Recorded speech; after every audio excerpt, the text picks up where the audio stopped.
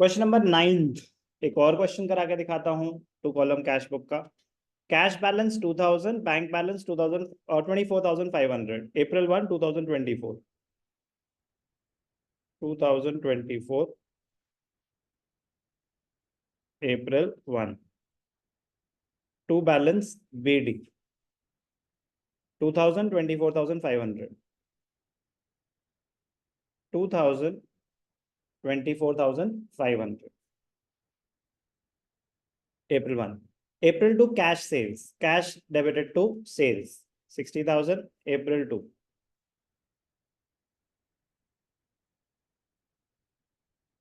कितना? एक बार अमाउंट 60,000। अमाउंट में हेल्प करेंगे, स्पीड तेज हो जाएगी। डिपॉजिटेड इन द बैंक मतलब cash deposited in the bank April 5। Cash deposited in the bank contra entry है April 5। Cash to bank contra entry cash deposited in the bank. Bank account debited to cash account. Bank balance बढ़ रहा है, bank में debit करेंगे 50,000। Bank account debited April 5 by bank account. Cash में से cut जाएंगे कितने? 50,000। सुनने पे ध्यान देंगे। Next, issued cheque to Sohan, payment करी Sohan to bank April 7। April 7 by Sohan. कितना?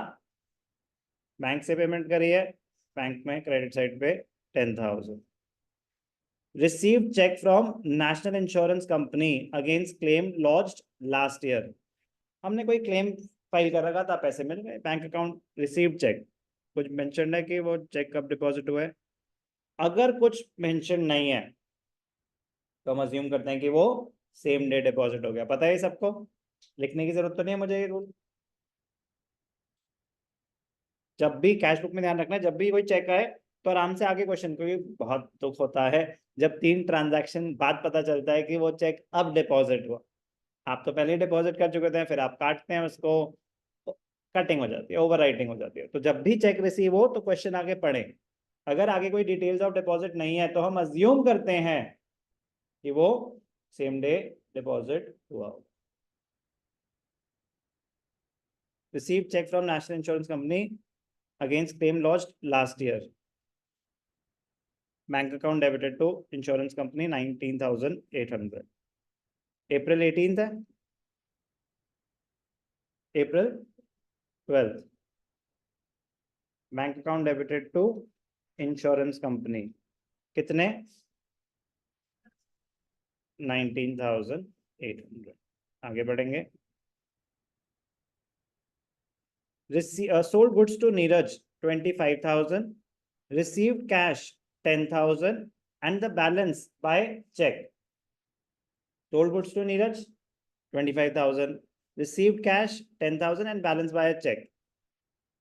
बैलेंस बाय चेक तो कितना होगा? 25,000 का सामान है, 500 रुपए का डिस्काउंट है, तो कितना होगा? 14,500।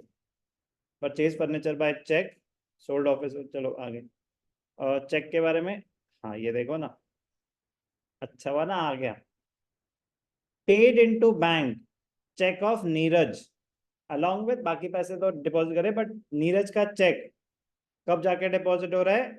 April 20। तो इस दिन बैंक में नहीं गया, तो इस दिन ये क्या माना जाएगा?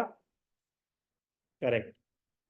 अगर मैं बोलूं बस April 14 की मुझे जर्नल एंट्री बताओ, कैश बुक में तो अभी दिखाएंगे, April 14 की जर्नल एंट्री बताएंगे हमें आप।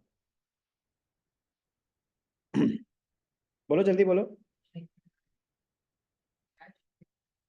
Cash account debited 10,000, checks in hand debited 14,500, discount allowed. Zero मिलेंगे अगर एंट्री में एक भी अमाउंट गलत है तो। जर्नल एंट्री में ऐसा नहीं होता, अच्छा सर दो तो ठीक थे, zero.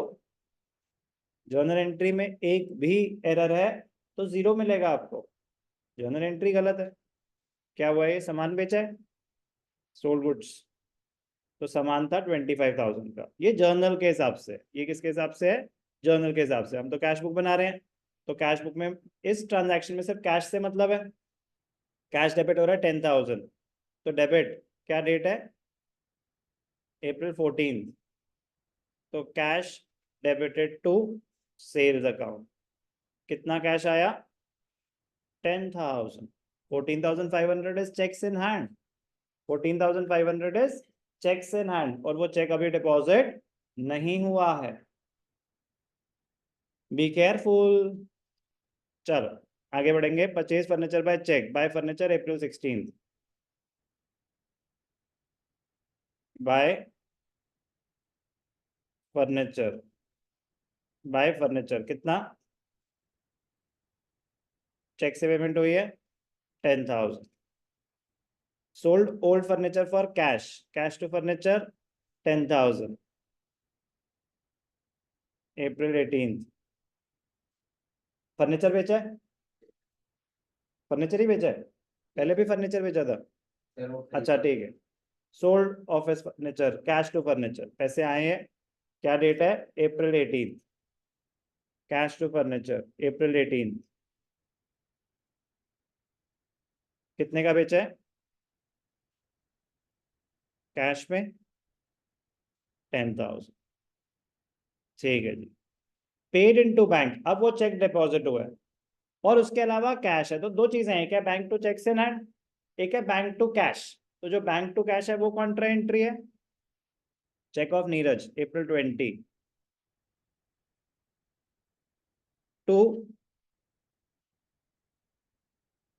To cheques in hand, bank account debited to cheques in hand, कितने 14500, और cash to bank, bank to cash, sorry bank deposit, cash deposited in the bank, contra entry है bank to cash, to cash contra entry, bank में कितने आए 2,500,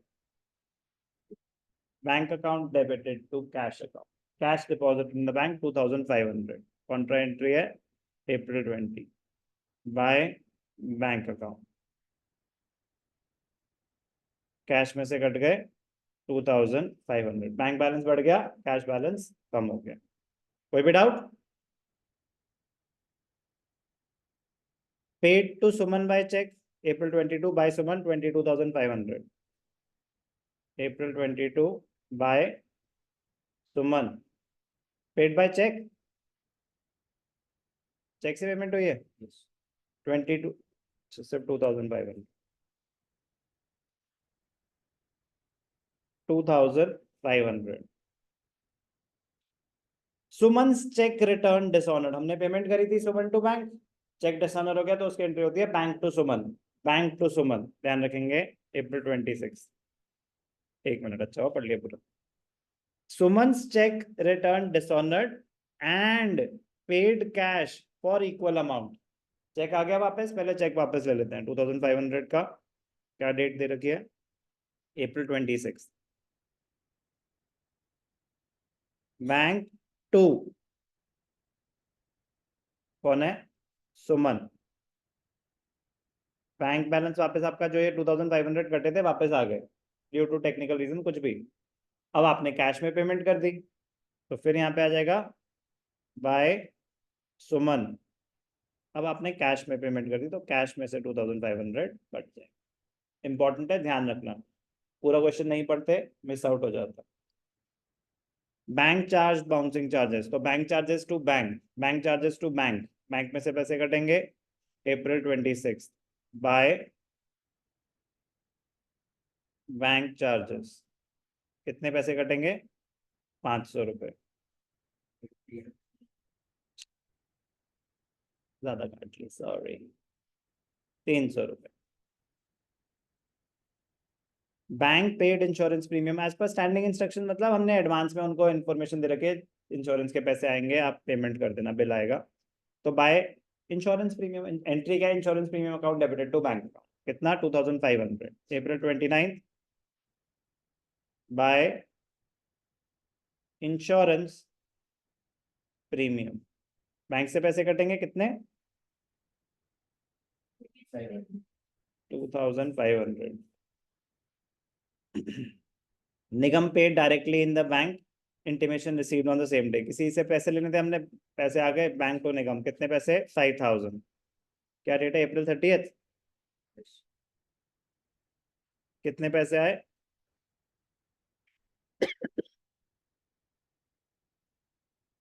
बस अब balancing कर देंगे। Debits 60 70 80, 82, 82 minus 55, 27। April 30th by balance carried down 27,082.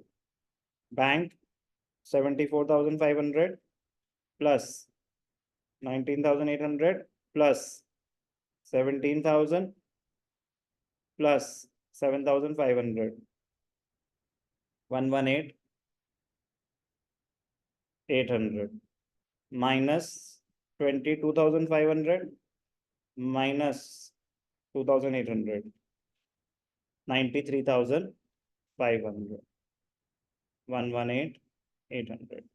Better रहता है, क्या रहता है बेटर, कि जो बैलेंस है अप्रैल है, May 1 नेक्स्ट पीरियड में कैरी फॉरवर्ड करके दिखा, to balance carried down, to balance brought down. Carried down नहीं रहा, कैरेट डाउन मतलब carried forward to the previous period, carried forward to the next year. Brought down का मतलब होता है brought forward from the previous year.